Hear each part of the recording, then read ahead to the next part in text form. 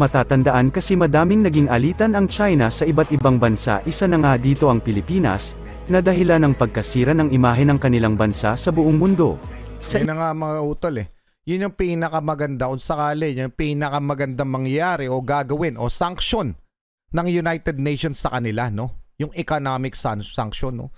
Yung iban yung kanilang yung mga kanilang foreign exchange, no, sa iba't ibang bansa, iban yung kanilang commercial, okay, yung pakipagpalitan, yung trading nila with other countries. Kapag nagawa yun mga utol, talagang magkakandaletse-letse ang ekonomiya nitong China.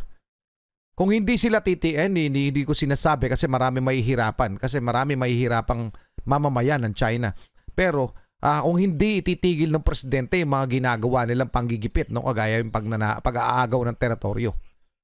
Yan lang yung pwedeng pinakamatinding sanction na ibibigay ng United Nations sa kanila, ng international law. Mga karunungan, kaalaman, teorya, kasaysayan, hiwaga at mga bagong tuklas.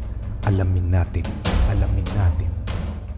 Alam naman natin ang biglaang pagbulusok o pagtaas ng ekonomiya ng China for the past 20 years, mga utol, talagang hataw. Sa madalit sabi, lumago talaga ang kanilang bansa at lumakas. Okay, alam naman natin na parang pangalawa, kung hindi ako nagkakamali, pangalawa na sila sa buong mundo sa pinakamakapangyarihang bansa. Okay mga utol, na nangunguna pa rin ng United States of America, pero itong matutunghayan natin ay mismong pag-amin na bumabagsak na ang China. Pero bumabagsak na nga ba ang ekonomiya ng China? Ito mga utol, yan ang ating aalamin mula kay Ariel TV. Pakisubscribe siya, pakilike na rin yung video. China kinakarma. Chekwa, aminadong bumabagsak na sila. Game na.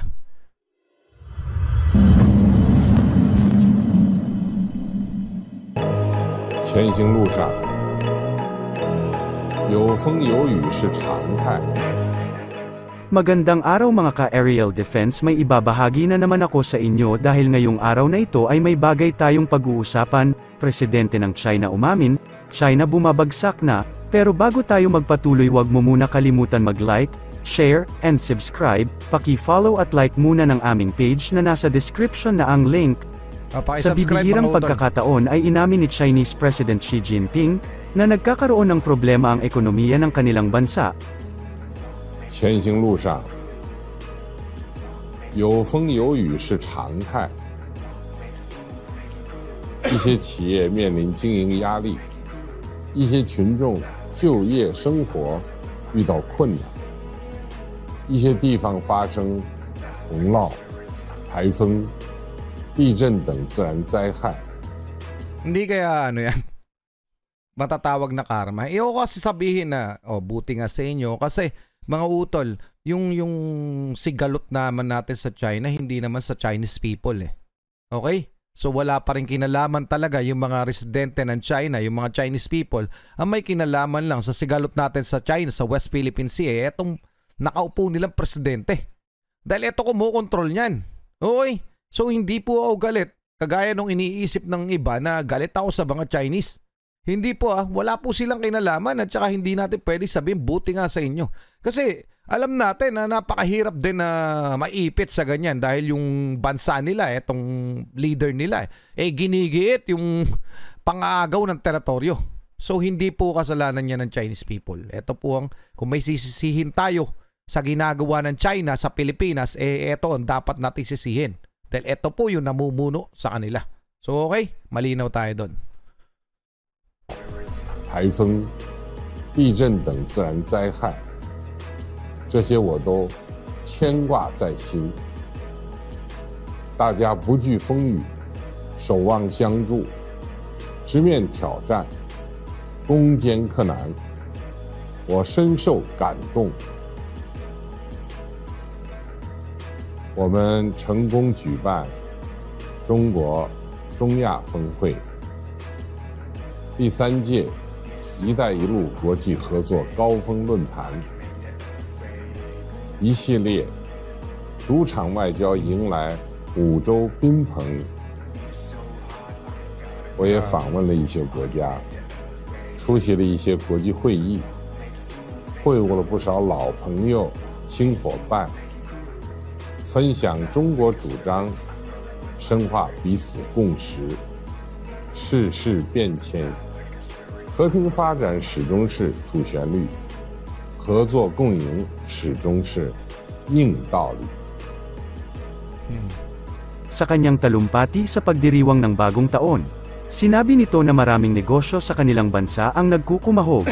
Hirap din na makahanap ng mga trabaho ang kanilang mga mamamayan. Ito ang unang pagkakataon na inamin ng Chinese President na nagkakaroon ng problema ang kanilang ekonomiya, mula nang magsimula ito ng magbigay ng mensahe tuwing bagong taon noong 2013, pagtitiyak naman ito na makakabangon ang kanilang bansa sa mga hamon na kanilang kinakaharap.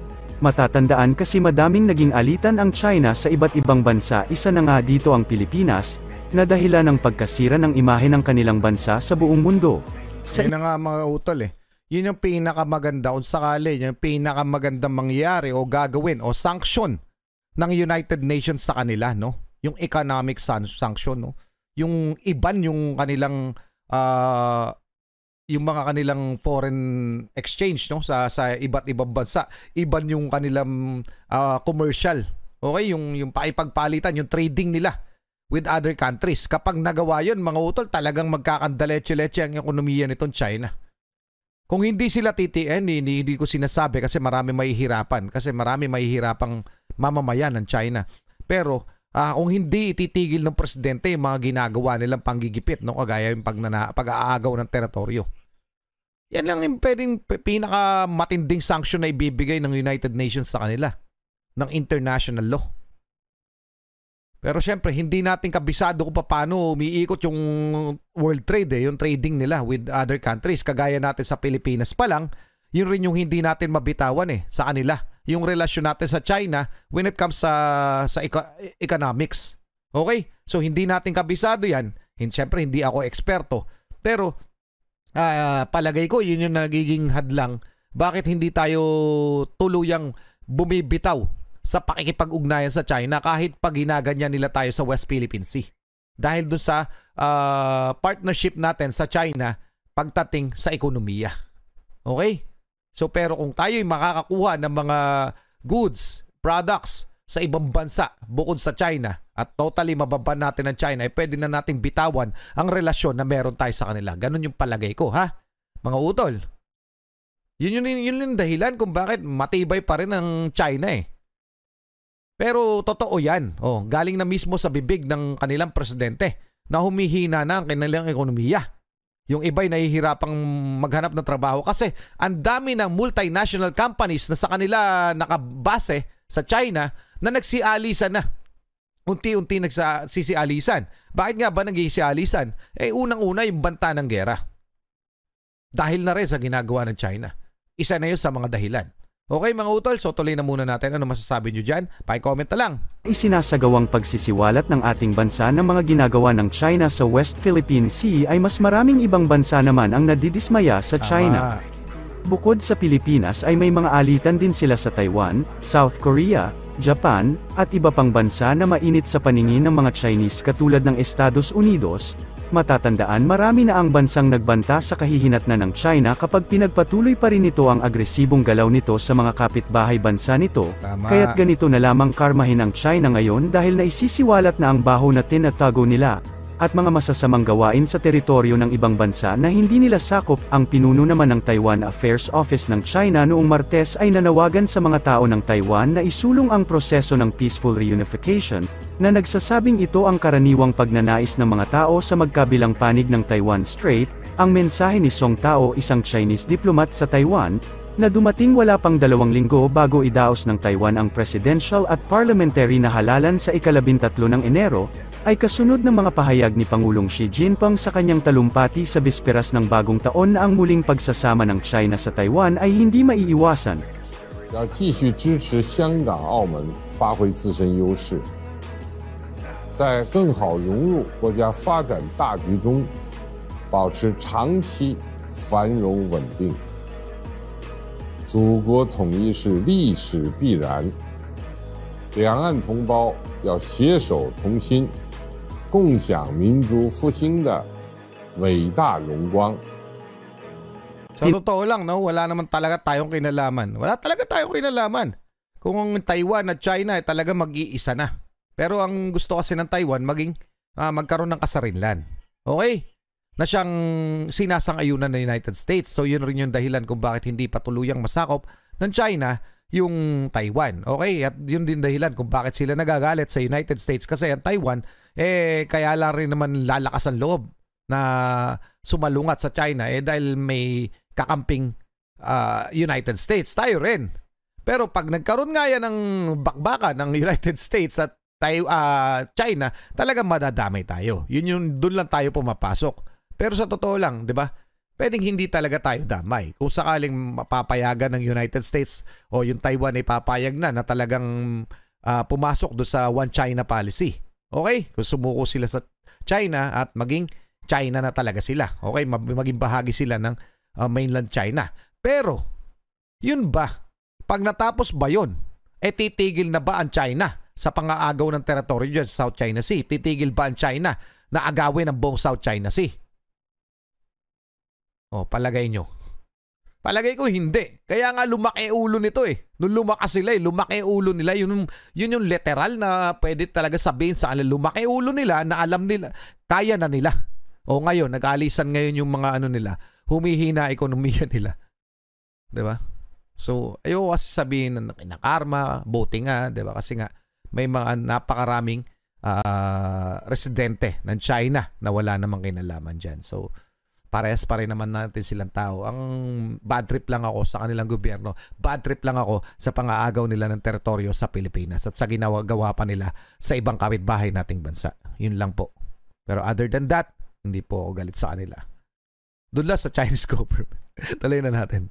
Bad trip naman talaga di ba? Bilang Pinoy. Ayoko yung ginagawa nila. Tinatanggihan ng gobyerno ng Taiwan ang mga claim sa soberanya ng China. Inalok ng China ang Taiwan ng modelo ng autonomiya na isang bansa, dalawang sistema, ngunit walang pangunahing partidong Taiwanese ang sumusuporta sa ideyang iyon. Ipinagpatuloy ng China ang panggigipit ng militar sa paligid ng Taiwan, at nagbanta ng karagdagang mga hakbang sa ekonomiya habang papalapit ang botohan sa Taiwan. Samantala, dalawang Chinese spy balon ang nakitang gumagalaw sa median line na naghihiwalay sa Taiwan mula sa China, kung saan ang isa ay direktang lumilipad sa itaas ng Taiwan. Sinabi ng Ministry of National Defense ng Taiwan noong Martes, nakita ang mga spy balon na tumitawid sa median line sa Taiwan Strait, isang sensitibong karagatan na naghihiwalay sa Taiwan mula sa China, noong huling bahagi ng ika-1 ng Enero sa dalawang lokasyon, isa malapit sa kanlurang lungsod ng Chiayi at isa pa sa Keelung sa Hilaga. Ang isang kasamang graphic na inilabas ng Ministry ng Taiwan, ay nagpakita ng isang lobo na patungo sa silangan ng direkta sa itaas ng Taiwan pagkatapos lumitaw sa hilagang kanluran ng Chiayi sa kanlurang baybayin. Mga ganyan mga utol, ginawa na yan ng China sa United States. Binaril yan, shoot down ng United States.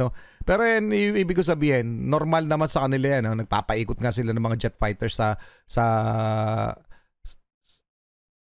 kalawakan itong Taiwan. So talagang alam nila. Alam naman natin lahat, alam ng mundo na handa nilang kuwain o i-invade ang Taiwan. Okay, so pinredict nga na 2025 daw, di umano, magsisimula ang China na sakupin itong Taiwan kung sakali mang hindi. Dahil hindi, di ba, gaya ng sabi niya, si Xi Jinping mismo sa kanyang pahayag, hindi naman sila papayag na yan ang masakit sa kanila Yan ang mali sa kanila, sa Chinese government, Iginigiit nila yung gusto lamang nila. Wala silang pakialam kung sino man madadamay. Kagaya ng ginagawa nila dito sa ating mga teritoryo sa West Philippine Sea.